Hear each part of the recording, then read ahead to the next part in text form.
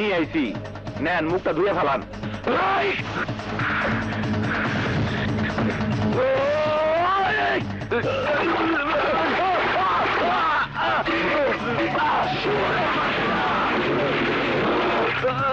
গরম পানি না, গরম পানি না, আমি মুসার গোসল। শাহানা, মুসার শরীরে কার রক্ত তা এখন বলা দরকার। বাবা, আমি জানি তুমি তুমি আমার আসল পিতা নও। হ্যাঁ বাবা, রতনকে তুলে নিয়ে যাওয়ার পর বড় ভাইয়ের সাথে যখন তুমি কথা বলছিলে তখন তখন আমি সব শুনেছি। তুমি তুমি আমার পালক পিতা। আমি জানি না কে আমার জন্মদাতা বাবা। কেন বা জেনে শুনে সবকিছু আমার কাছে গোপন রেখেছ?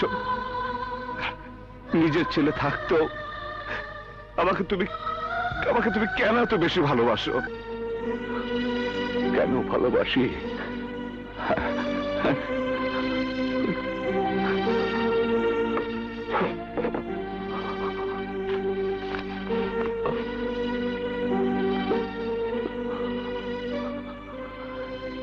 ইনি হচ্ছেন তোর বাবা, আমার মালিক। অত্যন্ত ন্যায় বিচারক ছিলেন। সুলতান নগরের জমিদার সুলতান চৌধুরী।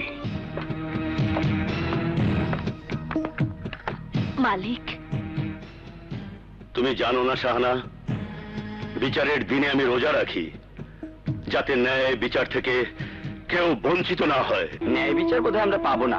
কেন, বাধা কোথায়? কাদের খান সুলতান চৌধুরীর আত্মীয় বলে কেউ ক্ষমা পাবে না।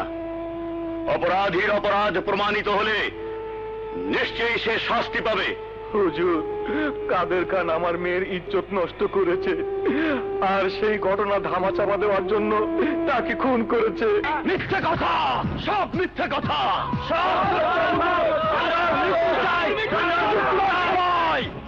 আয় সুলতান, বাঁচতে চাইলে নাটক বন্ধ কর। এই আমি সুলতান নয়, জুলুম কোন বাহাদুরি। বাঁচতে চাইলে আমাকে ছেড়ে দে বলছি। কাদের খান যে দোষী সবার সাক্ষ্যই তা প্রমাণ করে, তাই অপরাধীর শাস্তি মৃত্যুদণ্ড দেওয়া হইল।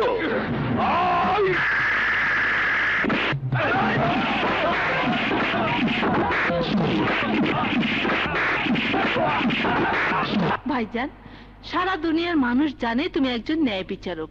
তুমি ইচ্ছে করলে বিচারটা অন্যভাবেও করতে পারতে ভাইজান। তোমার একবার অন্তত ভাবা উচিত ছিল আমি এবারের বউ। এইটা তোমার অন্যায় অভিযোগ। কাদের আমার ভাই হয়েছে তো কি হয়েছে? ভাই হিসাবে যে কাজটা আমার করা উচিত ছিল সেই কাজটাই ভাইজান করে বুঝাই দিছে। চরিত্রহীন লম্পট গো বাইচা থাকার কোনো অধিকার নাই।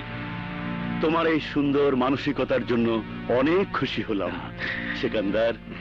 আজ মনে হচ্ছে আমার বোন তোমাকে পছন্দ করে বিয়ে করে ভুল করেনি। রহমত, মালিক। বাদলকে কোলে নাও, বাড়িতে যেতে হবে। জি মালিক।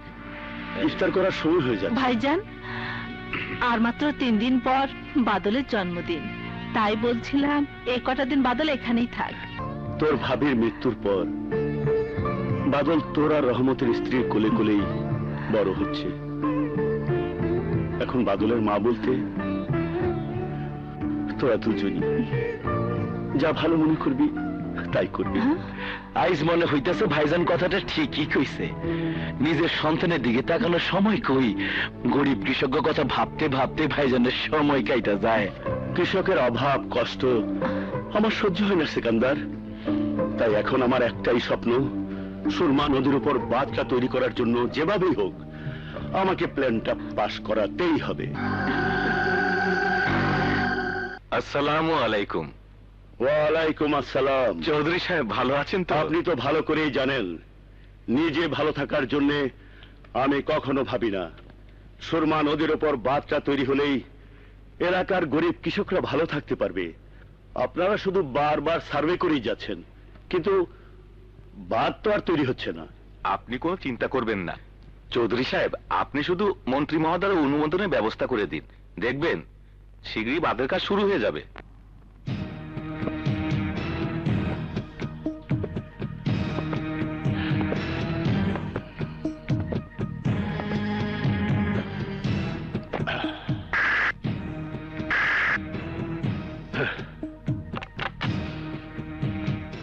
আরে চৌধুরী সাহেব, কষ্ট করে আপনার আসার কি দরকার ছিল?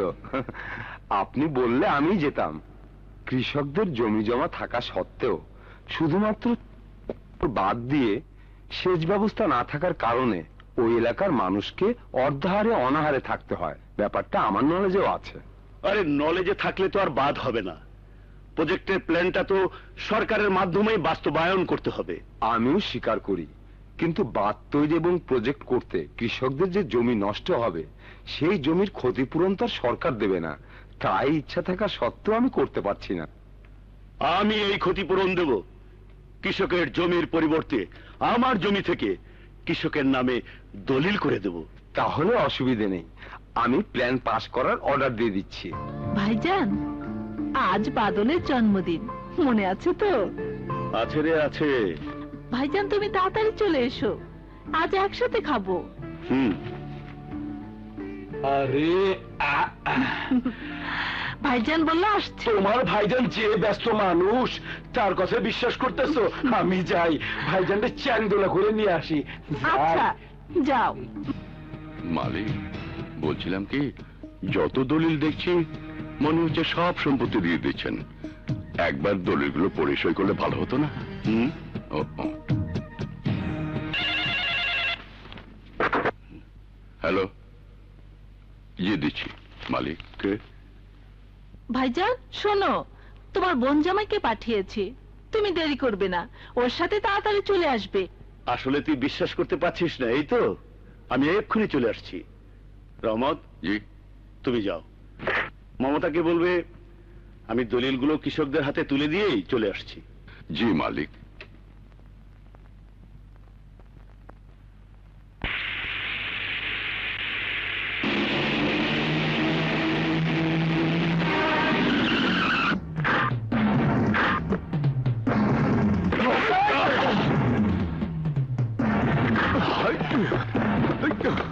এই, তোমরা কারা? আমরা শয়তানের মামাতো ভাই, তোমারে খুন কইয়া দলিলগুলা নিতে চাই।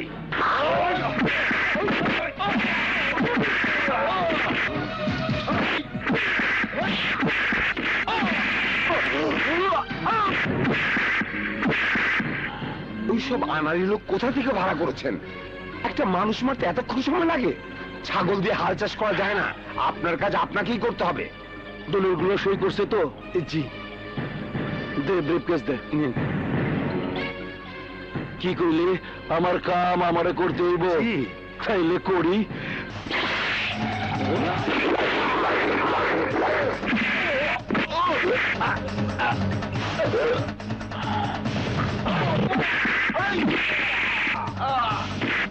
বাঁচাও!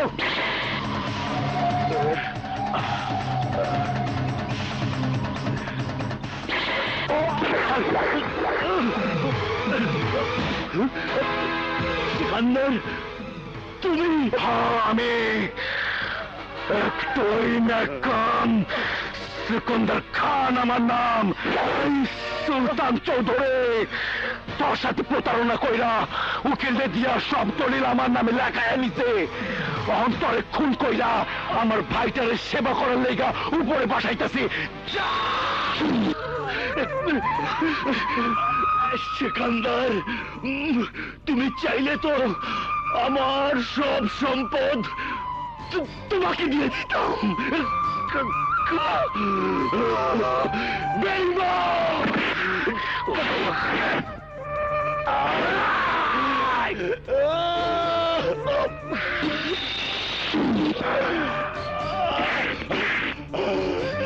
তোমার ভাইজান যে ব্যস্ত মানুষ, সময় মতো কি আসতে পারবে?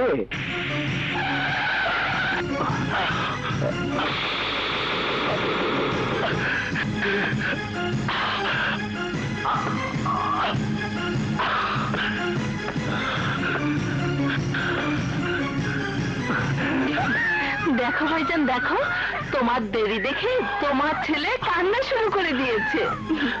বাদল বাবা, আব্বুকে সালাম করো, সালাম করো। ভাইজান, তোমার অবস্থা কি করেছে? কি করেছে? ভাইজান,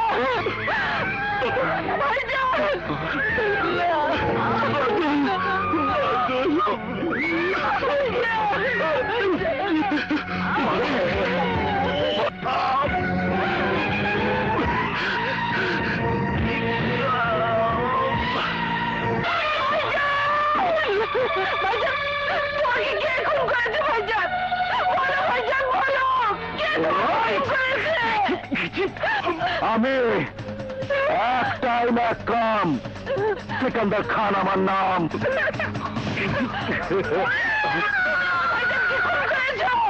কাদুর আমার ছোট ভাই আসছিল। ছোট ভাই, এই কষ্টের দেখছস কি? আমি চৌধুরী বংশের কাউরে বাঁচা রাখুন না, সব বাইরে শেষ করে ভাড়াবো। তুমি বাদলকে নিয়ে বলো,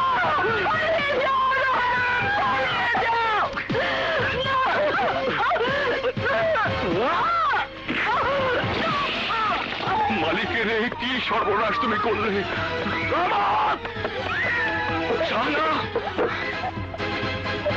সর্বনাশ হয়ে গেছে। কি হয়েছে? সেকেন্দার মালিককে মেরে ফেলেছে।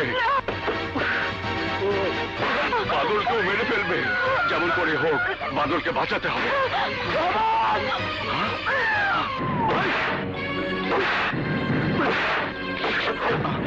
হুজুর, ও হুজুর, বল হুজুর, বাদল কই?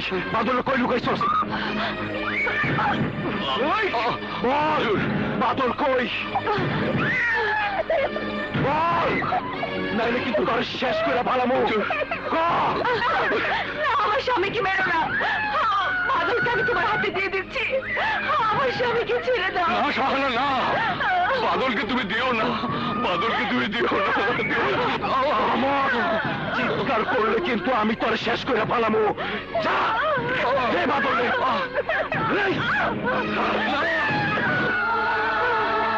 আমাকে মালিকের নুনের সাথে বেইমান সাজিয়ে দিলি। বেইমান!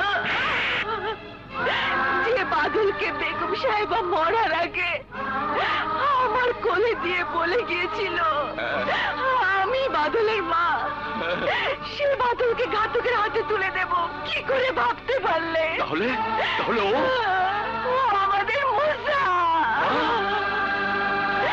বাদলের পোশাকটা পরিয়ে দিয়ে বাদল সাজিয়ে আমাদের মুসাকে তুলে দিয়েছি।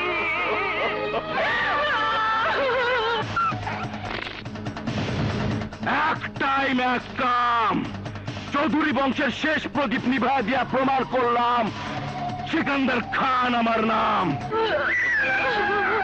বাদল, মনিবের আমানত রক্ষা করতে তুই নিজের সন্তানকে কোরবানি দিলি।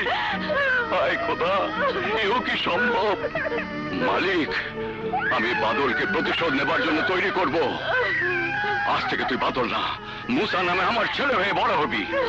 আর যেখানে অন্যায় দেখবি সেখানেই প্রতিরোধ করবি। সবাই বলবে গরিবের বন্ধু মুসা ভাই, ন্যায়ের সত্যের যোদ্ধা মুসা ভাই।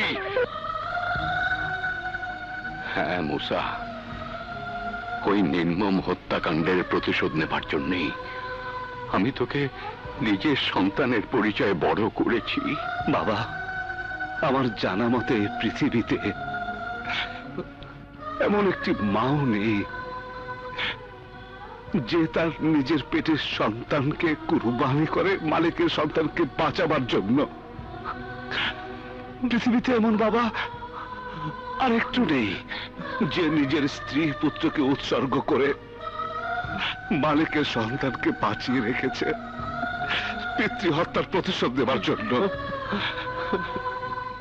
পৃথিবীর সব বাবারে তো ঘাম ঝরায়, রক্ত ঝরায় নিজের সন্তানদেরকে মানুষ করার জন্য। আর তুমি তোমার ঘাম, তোমার রক্ত ঝরিয়েছ সুলতান চৌধুরীর রক্ত এই আমাকে বাঁচাবার জন্য। ইতিহাসের পাতায় শুধু একজন ন্যায় বিচারক সুলতান চৌধুরীর নামই লেখা থাকবে না, সেখানে স্বর্ণাক্ষরে লেখা থাকবে তোমারও নাম। তুমি একজন কালজয়ী পুরুষ, ন্যায় বিচার প্রার্থী, একজন ত্যাগী বাবা। আমি ওদের কাউকে ছাড়বো না বাবা। ওই জুলুমবান যাতে আর কোন ন্যায় বিচারককে মরতে না হয়, যাতে আর কোন রহমতকে প্রতিশোধের আগুন বুকে নিয়ে বাঁচতে না হয়, যাতে আর কোন মাকে নিজের সন্তানকে কুরবানি করে অন্যের সন্তানকে যেন বাঁচাতে না হয়। তুমি শুধু আমার জন্য দোয়া করো বাবা, দোয়া করো।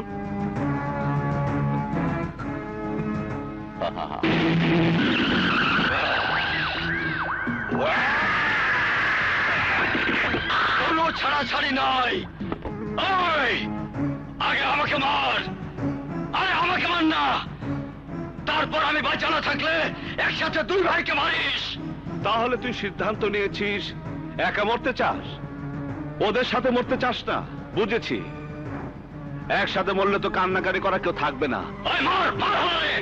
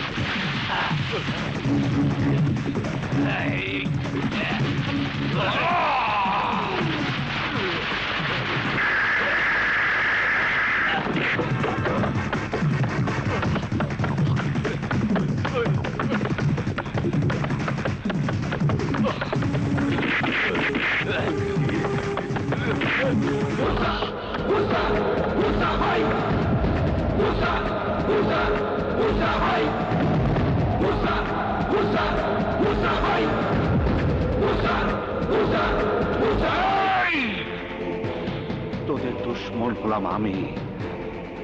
প্রতিশোধ নেবার মতো সাহস থাকলে আমাকে মারতে। আমার ভাই একজন সহসর মানুষ, তাকে তোরা কাপুরুষের মতো পার মেরে নির্মম ভাবে খুন করেছিস। আমার রতনকে ওর বাবার আদর স্নেহ থেকে বঞ্চিত করেছিস, বাবার কাঁধে তুলে দিয়েছিস। কেন? সন্তানের নির্মম ভাবে খুন করা লাশের অসহনীয় বুঝা। কেন কেন আমার ভাইটাকে তোরা আমার বুক থেকে কেড়ে নিয়েছিস? তোকে তোকে ক্ষমা করে দেই? মুস্তা ভাই, আমার প্রাণে মারো না, আমার ক্ষমা করে দাও। ক্ষমা?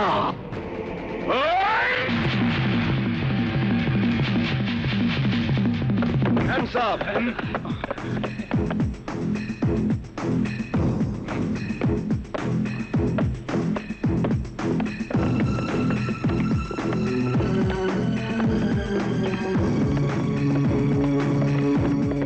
ভাইজান, তুমি কান্দো না, আমি তো এখনো তোমার পাশে আছি। আব্বাস, মুসা হাজতে কেন লোহার ঘরে থাকলেও তোরা ওরে শেষ করে দিবি, শেষ।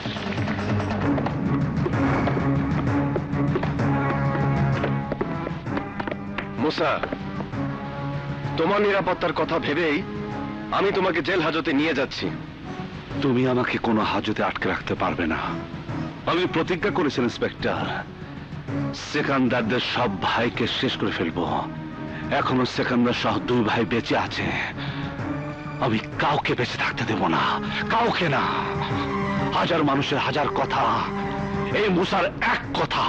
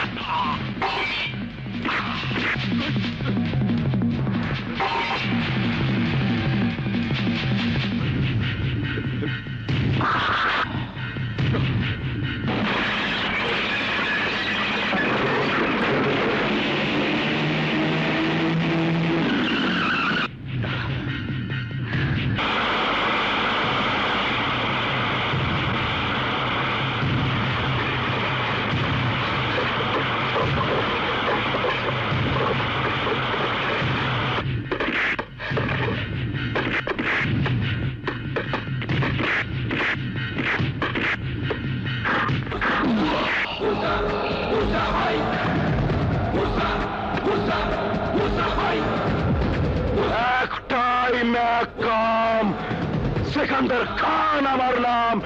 এই মার শালারে!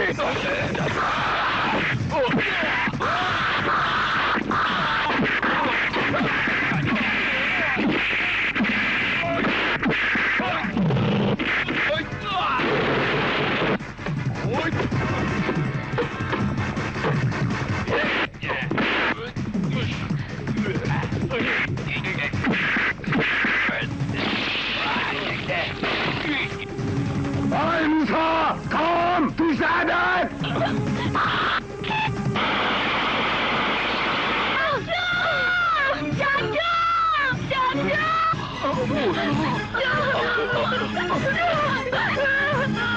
Ay! ধর শালারে!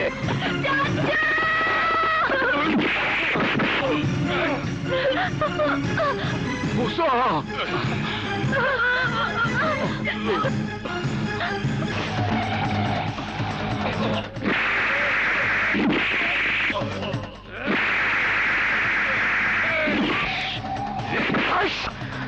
বহুত বড় বাঘ হয়ে গেছস তুই। আমার দুই ভাইরে মাইরা কুত্তার রশি গলায় পড়াইছস। আমার এক ভাইরে মাইরা ট্রাকে তুইলা আমার আস্তানায় আইছস। তুই বহুত বড় বাঘ। এই কুত্তার বাচ্চা কুত্তা, এখন দেখা তোর সাহস, দেখা। এই পিস্তল দে। এই তুই বাঘের বাচ্চা ভাগ নে, ধর। ওদিক যাস কি? আমার মার। ওদিক যাস কি? ধর। আরে ধর না, মার। আরে মার আমার। এই সাহস থাকলে মার আমারে, মার মার আমারে, মার।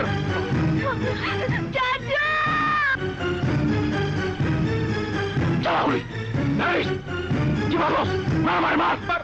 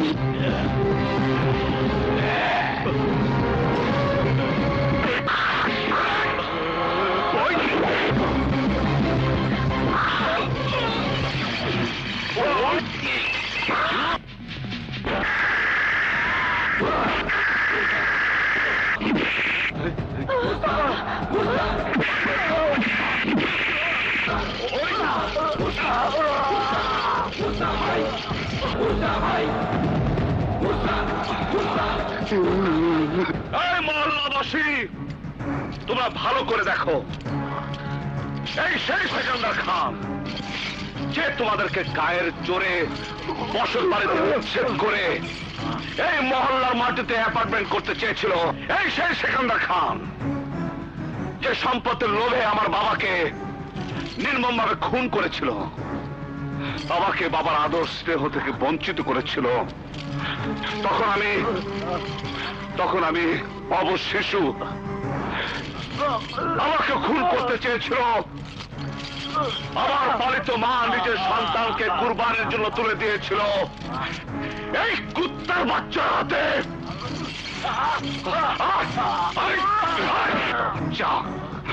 আমাকে বাঁচাবার জন্য, আমার জন্য আমার পালিত বাবা হারিয়েছে তার নিজের স্ত্রী সন্তানদেরকে। সেই বাবাকে কুত্তার বেল্ট পরিয়ে অপমান করেছিল এই কুত্তার বাচ্চা এই মহল্লার মাটিতে। আজও একই বেল্ট আমি ওর ঘরে পরিয়েছি। ও এখন তোমাদের সামনে কুত্তার মতো রুটি খাবে আর কুত্তার মতো কেউ কেউ করবে। কুত্তার মতো কেউ কেউ করবে। কুত্তা কেউ কেউ কর।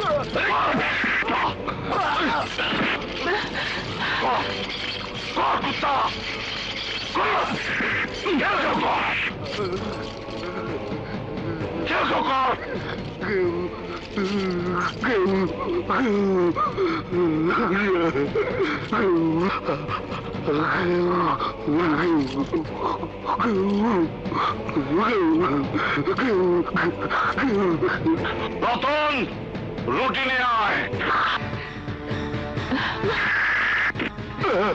খা কুত্তা, রুটি খা, খা কুত্তা।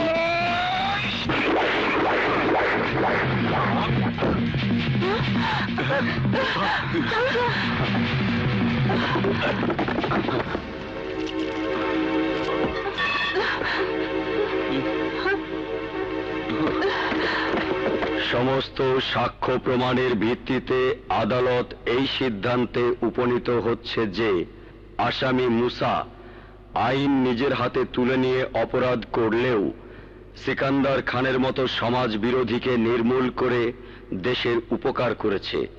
তাই মানবিক দিক চিন্তা করে মুসাকে এই আদালত লঘুদণ্ডে দণ্ডিত করার পর